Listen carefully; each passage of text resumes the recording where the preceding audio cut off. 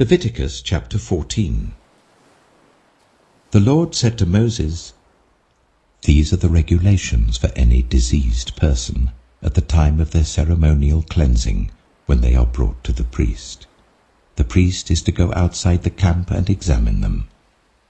If they have been healed of their defiling skin disease, the priest shall order that 2 live clean birds and some cedar wood, scarlet yarn and hyssop be brought for the person to be cleansed. Then the priest shall order that 1 of the birds be killed over fresh water in a clay pot. He is then to take the live bird and dip it, together with the cedar wood, the scarlet yarn and the hyssop, into the blood of the bird that was killed over the fresh water. 7 times he shall sprinkle the one to be cleansed of the defiling disease, and then pronounce them clean. After that, he is to release the live bird in the open fields. The person to be cleansed must wash their clothes, shave off all their hair and bathe with water. Then they will be ceremonially clean. After this they may come into the camp, but they must stay outside their tent for 7 days. On the 7th day they must shave off all their hair. They must shave their head, their beard, their eyebrows, and the rest of their hair. They must wash their clothes and bathe themselves with water, and they will be clean. On the 8th day they must bring 2 male lambs and 1 ewe lamb, a year old, each without defect, along with 3/10 of an ephah of the finest flour mixed with olive oil for a grain offering, and 1 log of oil. The priest who pronounces them clean shall present both the one to be cleansed and their offerings before the Lord at the entrance to the tent of meeting. Then the priest is to take 1 of the male lambs and offer it as a guilt offering, along with the log of oil. He shall wave them before the Lord as a wave offering. He is to slaughter the lamb in the sanctuary area where the sin offering and the burnt offering are slaughtered. Like the sin offering, the guilt offering belongs to the priest. It is most holy. The priest is to take some of the blood of the guilt offering and put it on the lobe of the right ear of the one to be cleansed, on the thumb of their right hand, and on the big toe of their right foot. The priest shall then take some of the log of oil, pour it in the palm of his own left hand, dip his right forefinger into the oil in his palm, and with his finger sprinkle some of it before the Lord 7 times. The priest is to put some of the oil remaining in his palm on the lobe of the right ear of the one to be cleansed, on the thumb of their right hand, and on the big toe of their right foot, on top of the blood of the guilt offering.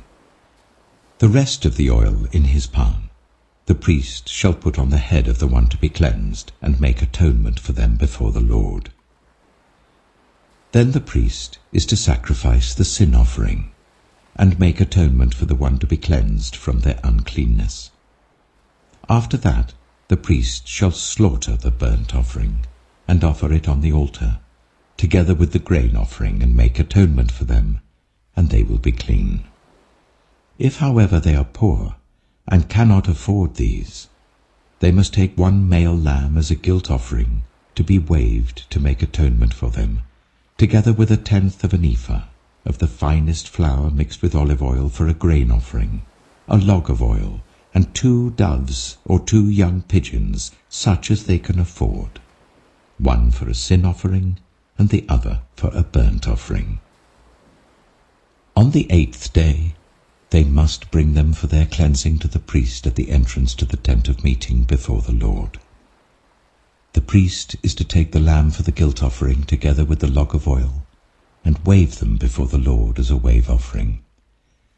He shall slaughter the lamb for the guilt offering and take some of its blood and put it on the lobe of the right ear of the one to be cleansed, on the thumb of their right hand, and on the big toe of their right foot.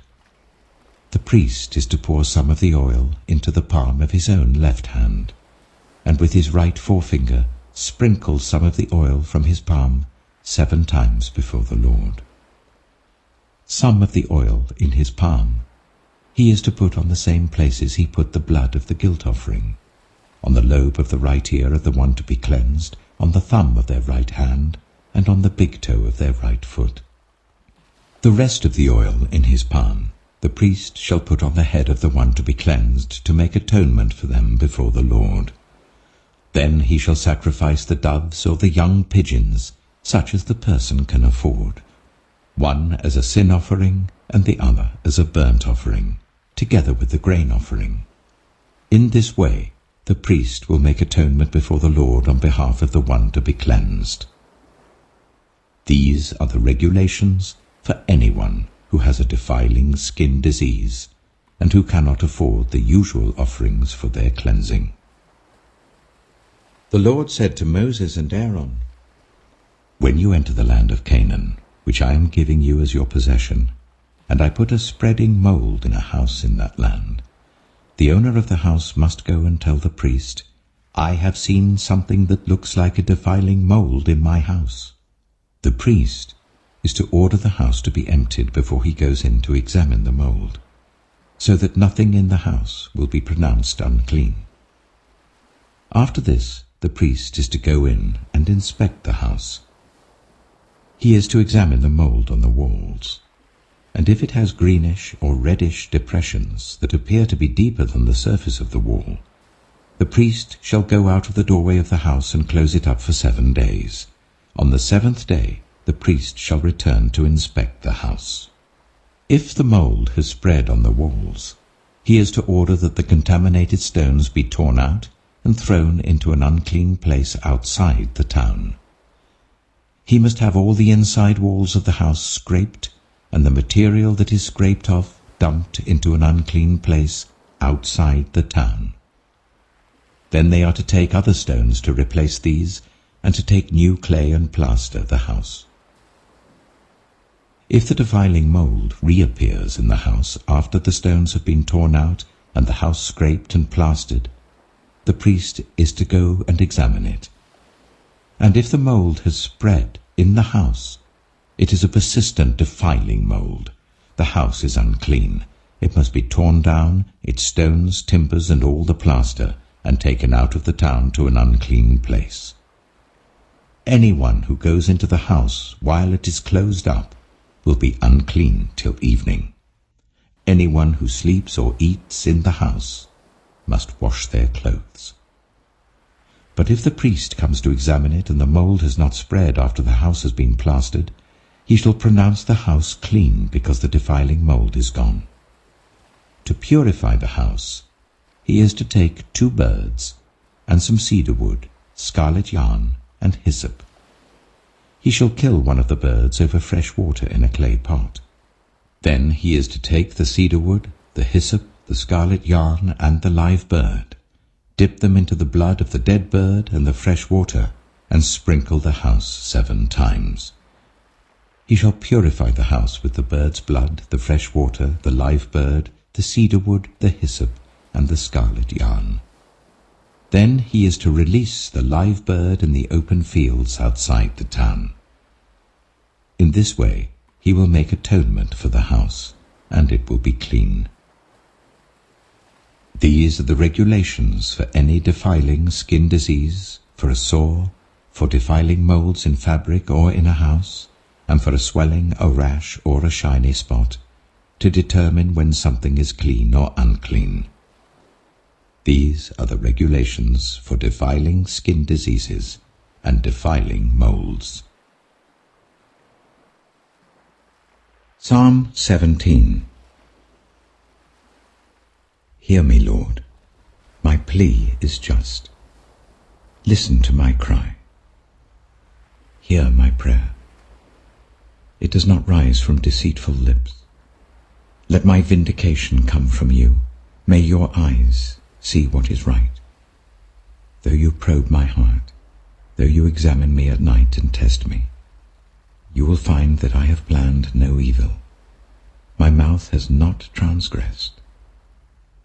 Though people tried to bribe me, I have kept myself from the ways of the violent, through what your lips have commanded. My steps have held to your paths, my feet have not stumbled. I call on you, my God, for you will answer me. Turn your ear to me and hear my prayer. Show me the wonders of your great love, you who save by your right hand those who take refuge in you from their foes. Keep me as the apple of your eye. Hide me in the shadow of your wings from the wicked who are out to destroy me, from my mortal enemies who surround me. They close up their callous hearts, and their mouths speak with arrogance. They have tracked me down. They now surround me, with eyes alert to throw me to the ground. They're like a lion hungry for prey, like a fierce lion crouching in cover. Rise up, Lord. Confront them. Bring them down. With your sword rescue me from the wicked. By your hand save me from such people, Lord, from those of this world whose reward is in this life. May what you have stored up for the wicked fill their bellies. May their children gorge themselves on it, and may there be leftovers for their little ones. As for me, I will be vindicated and will see your face.